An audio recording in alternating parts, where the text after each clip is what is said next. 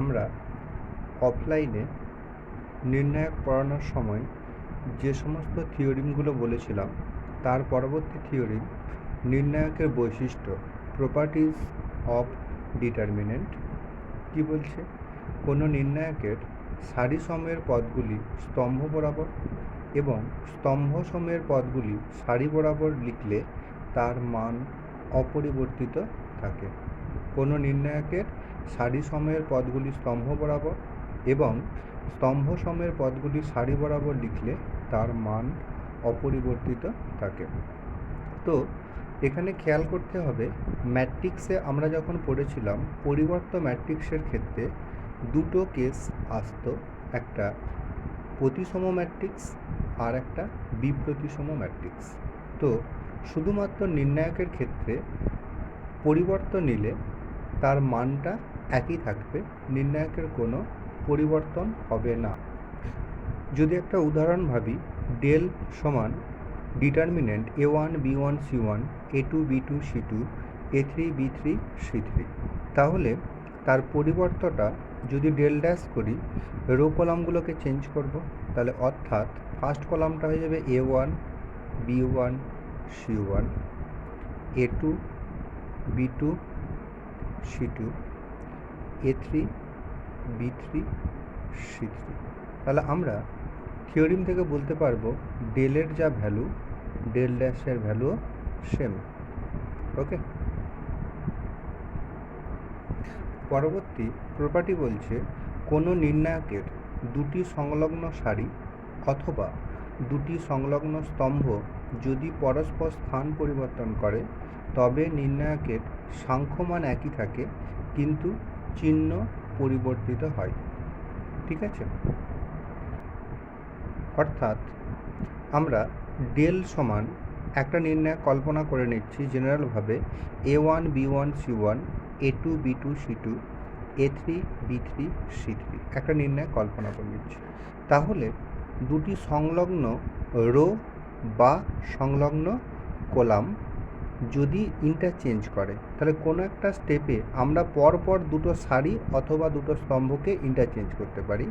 প্রথমে যদি সারি ইন্টারচেঞ্জ করি মানে চেঞ্জ করি, তাহলে ফার্স্ট সারির সাথে সেকেন্ড সারি ইন্টারচেঞ্জ হবে। কেউ ফার্স্টের সাথে থার্ড একবারে ইন্টারচেঞ্জ করতে পারবে না, তার কারণ থিওরিমে বলা আছে সংলগ্ন সারি বা সংলগ্ন স্তম্ভ। আর একটাই স্টেপে রো চেঞ্জ করলে রো চেঞ্জ করতে হবে, কলাম চেঞ্জ করলে কলাম চেঞ্জ করতে হবে। একটা স্টেপে দুটোকে একসাথে চেঞ্জ করা যায় না। অর্থাৎ আমরা যদি ফার্স্টে দুটো রো চেঞ্জ করি, তাহলে প্রথম রোটা হয়ে যাবে A2 B2 C2, দ্বিতীয় রোটা হয়ে যাবে A1 B1 C1, আর তৃতীয় রোটা হয়ে যাবে A3 B3 C3। তাহলে সাংখ্যমান একই থাকবে, মাইনাস সাইনটা চেঞ্জ হবে। আবার কেউ যদি সেকেন্ড আর থার্ড কলাম চেঞ্জ করে পরবর্তী স্টেপে, তাহলে মাইনাস আগে ছিল, আবার একটা মাইনাস আসবে, আবার একটা মাইনাস আসবে। প্রথম কলামটা একই থাকবে, A2 A1 A3, এই দুটো কলাম চেঞ্জ হবে, মানে C2 C1 C3 B2 B1 B3। ওকে, আবার তাহলে এটা প্লাস হয়ে গেল, মাইনাসে মাইনাসে গুণ করলে প্লাস। আবার কেউ যদি সেকেন্ড এবং থার্ড রো ইন্টারচেঞ্জ করে, তাহলে ফার্দার মাইনাস আসবে, কারণ এটা প্লাস, আবার একটা মাইনাস আসবে। ফার্স্ট রোটা একই থাকবে A2 C2 B2, কারণ আমরা সেকেন্ড আর থার্ড রো চেঞ্জ করছি। তাহলে সেকেন্ড রোটা কি হয়ে যাবে A3 C3 B3 A1 C1 B1। ওকে, এরকমভাবে আমরা কন্টিনিউ অঙ্কের ক্ষেত্রে করতে পারি।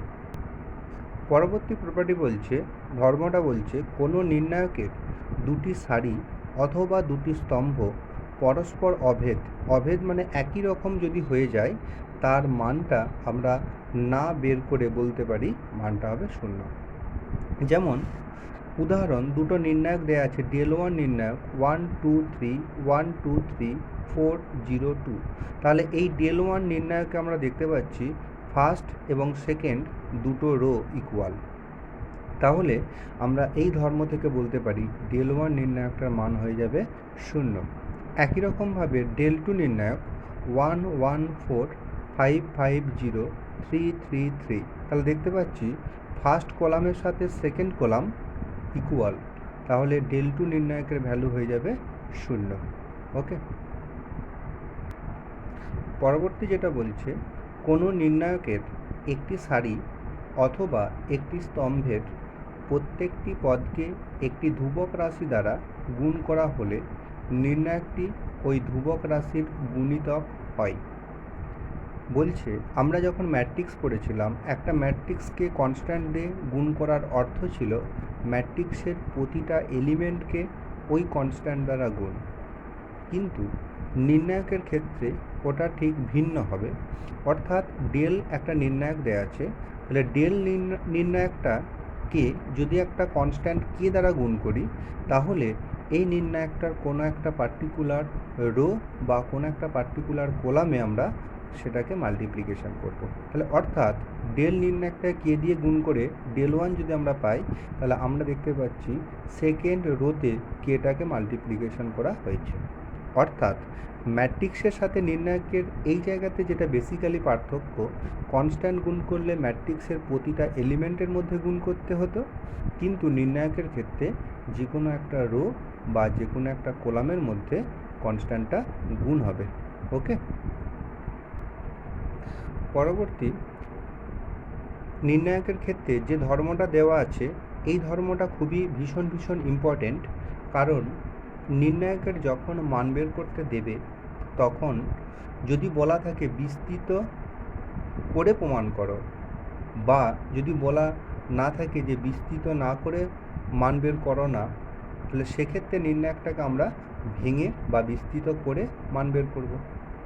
এখন কোনো নির্ণায়ক যদি বড় বড় টার্মের হয়, তাহলে সেক্ষেত্রে নির্ণায়কের কোনো রো, দুটো রো বা একটা রো বা দুটো কলাম বা একটা কলামকে আমরা চেঞ্জ করতে পারি যে কোনো রোয়ের সাপেক্ষে বা যে কোনো কলামের সাপেক্ষে বা যে কোনো কনস্ট্যান্ট গুণ করে অ্যাডিশান বা সাবস্ট্রাকশানের মাধ্যমে। ওকে, কিন্তু মনে রাখতে হবে যদি কোনো একটা স্টেপে প্রবলেমটা সলভ করার ক্ষেত্রে আমরা একটা রো চেঞ্জ করি, আর একটা রো চেঞ্জ করতে পারবো, সুবিধার্থে আমরা ম্যাক্সিমাম দুটো রো চেঞ্জ করতে পারি, এবং সেমভাবে দুটো কলাম একবারে একটা স্টেপে আমরা চেঞ্জ করতে পারি। এবং আর একটা জিনিস মনে রাখতে হবে, একটা স্টেপে রোয়ের সাথে কলাম কখনো চেঞ্জ হবে না। রো চেঞ্জ হলে ম্যাক্সিমাম দুটো রো চেঞ্জ হবে, আর কলাম চেঞ্জ হলে ম্যাক্সিমাম দুটো কলাম চেঞ্জ হবে। ওকে, যেমন একটা নির্ণায়ক আমরা ধরে নিচ্ছি জেনারেলভাবে A1 B1 C1 A2 B2 C2 A3 B3 C3। তাহলে এই নির্ণায়কটার যদি আমরা ফার্স্ট রো চেঞ্জ করতে চাই, তাহলে অবভিয়াসলি আমরা ব্র্যাকেটের মধ্যে লিখে রাখবো যে R1 রোটা চেঞ্জ হচ্ছে R ড্যাস্ট। কীরকমভাবে চেঞ্জ হচ্ছে সেটা তোমার চয়েস, যে কোনো রুলস অ্যাপ্লাই করতে পারো অঙ্কের ক্ষেত্রে সুবিধা মতো।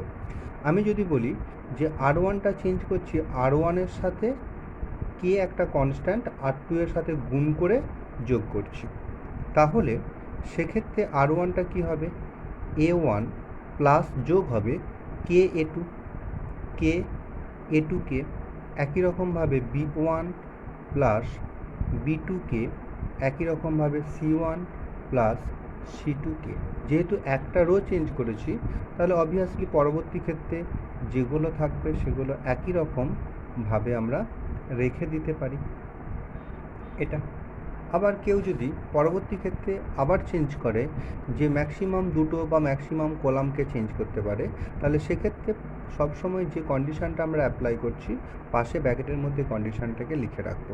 ওকে, এরপর নির্ণায়কের গুণ। তো নির্ণায়কের গুণের সাথে ম্যাট্রিক্সের গুণের একটু পার্থক্য আছে। এই জায়গাটা দেখো, আমরা প্রথম ম্যাট্রিক্সের সাথে সেকেন্ড ম্যাট্রিক্সের কলাম গুণ করতাম, রোয়ের সাথে কলাম গুণ করে আমরা এলিমেন্টগুলোকে পেতাম। তোমরা এই উদাহরণটা দেখলেই বুঝতে পারবে যে রোয়ের সাথে এখানে রো মাল্টিপ্লিকেশান করে অ্যাডিশান করে মেম্বারগুলোকে বের করেছে।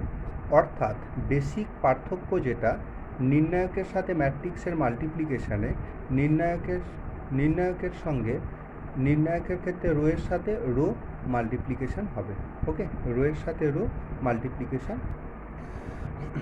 আমরা একটা নির্ণায়ক ভেবে নিয়েছি alpha beta gamma, alpha square beta square gamma square, beta plus gamma, gamma plus alpha, alpha plus beta. এই নির্ণায়কটাকে কিভাবে আমরা এভালুয়েট করব? দেখো, ফার্স্ট আমরা যেটা ভাবছি, এই নির্ণায়কের ফার্স্ট কলাম আর সেকেন্ড কলাম দুটোকে আমরা চেঞ্জ করে নেব, কারণ এভালুয়েটের ক্ষেত্রে সুবিধার্থে। কিভাবে চেঞ্জ করব সেটা আগে পাশে আমরা লিখে রাখছি। ফার্স্ট কলাম মানে C1টাকে আমরা চেঞ্জ করছি C1 ড্যাশ। C1 ড্যাশ সমান কি? C1 minus C2, C1 minus C2। একই রকমভাবে ওই স্টেপেই C2 কলামটাকেও চেঞ্জ করব, তাহলে C2 ড্যাশ সমান C2 মাইনাস C3। ওকে, C2 মাইনাস C3। তাহলে কলামটাকে চেঞ্জ করলে আমরা কি পাবো? ফার্স্ট কলামটা চেঞ্জ হবে, তাহলে আলফা মাইনাস বিটা, কারণ ফার্স্ট কলামটা চেঞ্জ হচ্ছে, ফার্স্ট কলামের ফার্স্ট এলিমেন্টটা সেকেন্ড কলামের ফার্স্ট এলিমেন্টের মধ্যে ডিফারেন্স, কারণ C1 minus C2। Alpha minus beta, একই রকমভাবে alpha square minus beta square, একই রকমভাবে beta plus gamma minus gamma minus alpha. First কলামটা চেঞ্জ হয়ে গেল। সেকেন্ড কলামটা beta minus gamma, beta square minus gamma square, gamma plus alpha minus alpha minus beta. আর যেহেতু থার্ড কলাম আমরা change করি না, তাহলে সেক্ষেত্রে থার্ড কলাম যেমন আছে gamma, gamma square alpha plus beta আমরা লিখে দিলাম। এটা ফার্স্ট স্টেপ হয়ে গেল। এরপর তাহলে ফার্স্ট কলামটাকে একটু সিম্পলিফিকেশান যদি আমরা করি, alpha minus beta, alpha plus beta into alpha minus beta. এটা alpha square minus beta square ফর্মুলায় ভেঙে দিলাম। আর এটাকে সিম্পলিফিকেশান করলে minus of alpha minus beta. একই রকমভাবে বিটা মাইনাস গামা, একই রকমভাবে beta plus gamma into beta minus gamma. একই রকমভাবে মাইনাস কমন নিলে বিটা মাইনাস গামা। এটা এই জায়গাতে হবে gamma, gamma square alpha plus beta. এই জায়গাতে হবে আলফা প্লাস বিটা। ওকে, তাহলে আমরা ফার্স্ট কলাম থেকে যদি আলফা মাইনাস বিটা কমন নিই, আর সেকেন্ড কলাম থেকে যদি বিটা মাইনাস গামা কমন নিই, তাহলে পড়ে থাকছে alpha minus beta into beta minus gamma. তাহলে ফার্স্ট কলামটা দেখো কি পড়ে থাকছে 1 alpha plus beta, alpha plus beta minus 1, কারণ আলফা মাইনাস বিটা আমি কমন নিয়েছি। একই রকমভাবে বিটা মাইনাস গামা এখান থেকে কমন নিচ্ছি, তাহলে 1 beta plus gamma, beta plus gamma, আর এটা হচ্ছে মাইনাস 1। একই রকমভাবে এটা gamma, gamma square alpha plus beta পড়ে থাকছে, আলফা প্লাস বিটা পড়ে থাকছে। তাহলে আমরা এটা কি করলাম, লিখব প্রথম ও দ্বিতীয় স্তম্ভ থেকে, প্রথম ও দ্বিতীয় স্তম্ভ থেকে যথাক্রমে প্রথম ও দ্বিতীয় স্তম্ভ থেকে যথাক্রমে আলফা মাইনাস বিটা ও বিটা মাইনাস গামা কমন নিয়ে পাই। তাহলে আমরা এটা স্টেপটাতে লিখে দিলাম। ওকে, তো এরপর সমান আলফা মাইনাস বিটা আর বিটা মাইনাস গামা যেমন আছে থাকলো, এই নির্ণায়কটাকে যেমন ভাঙতে হয় সেই নিয়মে যদি আমরা ভাঙি তাহলে আমাদের একটু বেশি পরিশ্রম করতে হবে। আমরা যদি এই অপারেট ইউজ করি যে R1 ড্যাশ সমান R1 প্লাস R3, যদি এই অপারেটটা আমরা ইউজ করি তাহলে দেখো কিসে নির্ণায়কটা কেমন চেঞ্জ হচ্ছে, কারণ 1 মাইনাস 1-এর মধ্যে যোগ মানে 0, 1 মাইনাস 1-এর মধ্যে যোগ মানে 0। এটা হয়ে যাবে alpha plus beta plus gamma, কারণ আমি R1 ফার্স্ট রোটাকে চেঞ্জ করছি ফার্স্ট রো এর সাথে থার্ড রোকে যোগ করে। একই রকমভাবে এটা যেমন আনচেঞ্জ আছে সেরকমভাবেই আনচেঞ্জ থেকে যাবে -1 আলফা প্লাস বিটা। তো স্টুডেন্ট, এই জায়গাতে আমরা কেন এই দুটোকে জিরো আনার চেষ্টা করলাম? তো নির্ণায়ক ভাঙার নিয়ম সবাই জানি, যে কোনো একটা রো বা যে কোনো একটা কলামের সাপেক্ষে নির্ণায়ককে ভাঙতে হয়। যদি কোনো যে রোটাকে আমি চুজ করে বা যে কলামটাকে চুজ করে নির্ণায়কটাকে ভাঙবো, সেই নির্ণায়কের প্রতিটা এলিমেন্ট যদি নন জিরো হয় তাহলে আমাকে 3বার ধরে ভাঙতে হবে, মানে 3বার মানগুলোকে লিখতে হবে। সেটা বুঝতে পারছো কি বলতে যাচ্ছি? কিন্তু যদি কোনো রো বা যদি কোনো একটা কলামের ম্যাক্সিমাম দুটো এলিমেন্টকে আমরা জিরো করতে পারি, তাহলে অবভিয়াসলি আমরা একটাকে ধরে ভাঙলেই আমাদের রেজাল্ট চলে আসবে। তাহলে এরপর আমরা যেটা করছি, প্রথম সারির সাপেক্ষে নির্ণায়কটাকে বিস্তৃত করছি। এটা লিখতে হবে পরীক্ষাতে। প্রথম সারির সাপেক্ষে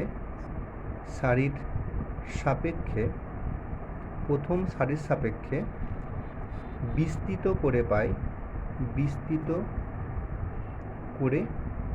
প্রথম সারির সাপেক্ষে বিস্তৃত করে পাই।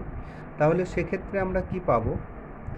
Alpha minus beta into beta minus gamma. এটা তাহলে নির্ণায়কটাকে যদি ভাঙা হয়, দেখো 0 ইন্টু নির্ণায়ক আমরা ফার্স্ট স্টেপে লিখছি বোঝার জন্য, এটা পরে লেখার দরকার নেই, কারণ 0 ইন্টু সামথিং মানে 0ই হয়। রো কলাম বাদ দিলে নির্ণায়ক পড়ে থাকবে beta plus gamma square -1 alpha plus beta. একই রকমভাবে -0 যদি ভাবি এইটার সাপেক্ষে, তাহলে হবে alpha plus beta gamma square -1 alpha plus beta. এটা প্লাস মাইনাস প্লাস, পরবর্তী ক্ষেত্রে plus alpha plus beta plus gamma যদি ভাঙা হয় তাহলে পড়ে থাকবে এগুলো বাদ, মানে alpha plus beta beta plus gamma -1 নির্ণায়ক যেমনভাবে ভাঙতে হয় সেভাবেই আমরা ভেঙে ফেলেছি। তাহলে সমান পড়ে থাকছে alpha minus beta into beta minus gamma into এই নির্ণায়কের মান বের করা দরকার নাই 0, এর নির্ণায়কটা 0 হবে কারণ 0 সামথিং, প্লাস পড়ে থাকছে alpha plus beta plus gamma, এটা পড়ে থাকছে minus alpha minus beta plus gamma. এটা তাহলে বিটা কেটে গেল, তাহলে পড়ে থাকছে alpha minus beta minus gamma into যেটা পড়ে থাকছে alpha plus beta plus gamma into gamma minus alpha. তাহলে রেজাল্ট কি হচ্ছে? Alpha minus beta minus gamma into gamma minus alpha into alpha plus beta plus gamma. এটাই হয়ে গেল মান, নির্ণায়কটার মান। তো এই যে রো কলাম চেঞ্জ করে আমরা অপারেট করে নির্ণায়কটাকে ভাঙলাম, এই ভাঙাটাই হচ্ছে ভালো করে খেয়াল করতে হবে, ভালো করে অভ্যাস করবে। প্রথম একটা নির্ণায়ক কীভাবে ভাঙতে হয়, কীভাবে রো কলাম চেঞ্জ করতে হয় বা কীভাবে অপারেট করতে হচ্ছে সেটা আমি একটা অঙ্ক কষে বুঝিয়ে দিলাম। পরবর্তী ভিডিওতে বোঝানোর জন্য আমি অঙ্কগুলোকে শুধু বুঝিয়ে যাব, তারপর যখন অফলাইন ক্লাস হবে সেই অঙ্কগুলোকে আবার কন্টিনিউ বোঝানো হবে। তোমরা এই অঙ্কটাকে ভালো করে শুধুমাত্র বুঝে রাখো, ওকে।